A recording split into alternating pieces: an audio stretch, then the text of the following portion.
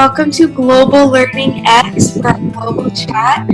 We're all so excited that you are here. I hope you had a wonderful time meeting new friends, learning new things about them from all around the world. Right now, I would love to introduce my beautiful and talented co-host, Carol. Let's see. Thank you. I told you not to use those adjectives. So as you know, we're here today with Global Learning X in our global chat to talk about decisions and our best decision ever. So I'm going to share a slide and after that we're going to go into a breakout room and we can talk about decisions. So I'm just going to share a short slide to kind of get us into the frame of talking about decisions.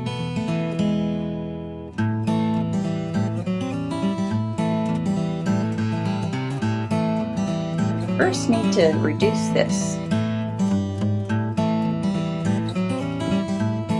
Okay, my best decision ever. As you know, that's the title of today's chat. Life is made up of millions of decisions. We make them all day long. Some decisions we make without even thinking. Other decisions are big, life-changing decisions. Do I want to be a teacher or a doctor? Should I be a linguist or a baker? Should I travel across the world to attend college? The decisions we make take us on our path in life. The decisions we make can completely change our life. Sometimes we don't even realize how until it does. So this is my story, Carol. A simple decision led to the best thing that ever happened to me. I was in the United States Air Force. I worked with A-10 fighter pilots. One day, I was at the end of the runway just before the jets were about to take off. There were birds on the runway, so I decided to drive a truck down the runway to clear it for the safety of the jets. This is when I decided to look through a pair of binoculars. I was going to look at the jets taking off, but while I was waiting, I looked at the people working on the jets that were not flying at the time. My life was forever changed by such a simple decision. Through the binoculars, I spotted a man that I thought was very attractive. From that point, every decision in my life involved him. Sometimes, I wonder if birds were not on the runway that day, would I have ever met the love of my life? I think God put the birds on the runway that day. I think a lot of decisions we make in life involve love. It is a strong motivator. Tell us about your best decision ever and the circumstances that brought you to making it. Okay, now we're going to go back into breakout rooms and we're going to share the best decision you ever made. Okay, so you're going to share with your group the best decision you ever made. I think the best decision of my life, I decide to come to Christian, so it make my thing, my habit change. Until now, I know God around 30 years old. Wow. Since I was young, maybe 17. Wow. So it changed my habit, my everything. Until I go to church every week, serve God. Sometimes I go to evangelist. Everything make my life change. I think it's the best decision of my life. The best decision I have ever made. I was thinking about the decision that I chose English as my major when I was in college.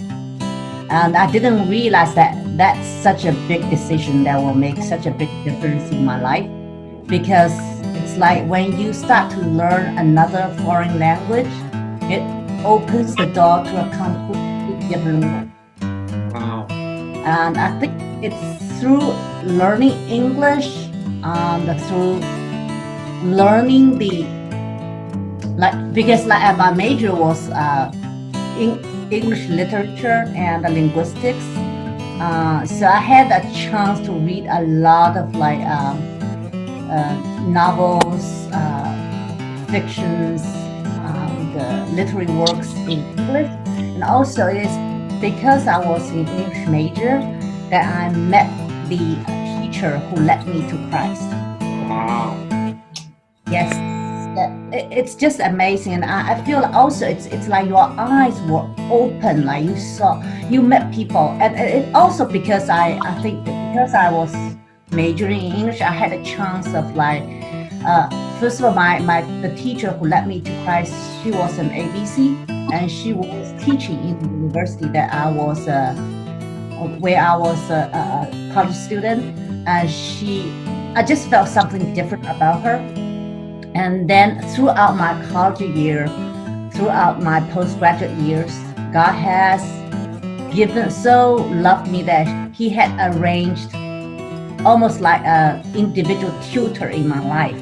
So we have been studying Bible every week after I became a Christian as a sophomore, actually, the second year of my college. And then after that, every week almost, we have the one-on-one, regular Bible study, individual. It's really like private lessons. So it's been amazing that I had this, I just feel like I was so lazy, but God has never forgiven me. He has never forsaken me. He had put so many people in my life, so that even though I'm lazy, I'm still growing. Pastor Romeo. Okay, thank you. Thank you also for welcoming me here. Well, my best decision, I think, when I was working in Saudi, long back, way back 1990s, I think, I had two supervisors. One is Christian and one is gambler. Yeah, this is true. And both of them are my friend. And the gambler, I normally come to him. And the pastor really coming to my room, also inviting me. So I have to decide now. I follow also the gambler. I am the second hand. I hold his money. He give me money when he's winning, when he's losing also. But I found there is no peace. When I have money, temporarily I am happy. When I lose also, I cannot sleep. I said I am not a gambler. I lost $100. I cannot sleep. Then I found peace when I follow my friend as a pastor. He shared to me the John 1:1. Even I am in my Catholic faith, I never read the Bible, honestly. And I found Christ from the beginning in Isaiah 53, Isaiah 9:6, Isaiah 7:14. He's the Prince of Peace, everlasting Father. Then, and Philippians 2:3, He became a human for us. I found His unconditional love. So I decide to follow, and I got peace. I can sleep properly without money, no money. It's okay for me. Now I still have contact with my pastor. Yesterday I told, because of you, I am a missionary now. Wow. Wonderful. Thank you. Yeah. Thank you. Yes. So I am happy now. Well, for I'm me, crying. yes, one of my best decisions, I think, maybe we have many, but for me, when I look back, when I was 14 years old, I was staying at home, like just staying at home and doing mostly nothing, and a friend of mine came to visit me and with a little invitation, and this invitation is from an English school, and it's kind of like what we are doing right now, that invitation like invited me to go to visit this language school.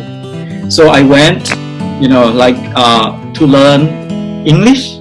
I thought that I went to learn English, but we have less than 30 seconds. I was planning to do like what we're doing right now and learn English, but end up that I went to the language school and meet Jesus Christ. That's how I became a Christian at this language school. And now we are doing the same thing right now. Okay. I think like small we never know, right? Small thing, and a friend invite us to do something and we just do it. Sometimes there's something bigger waiting for us.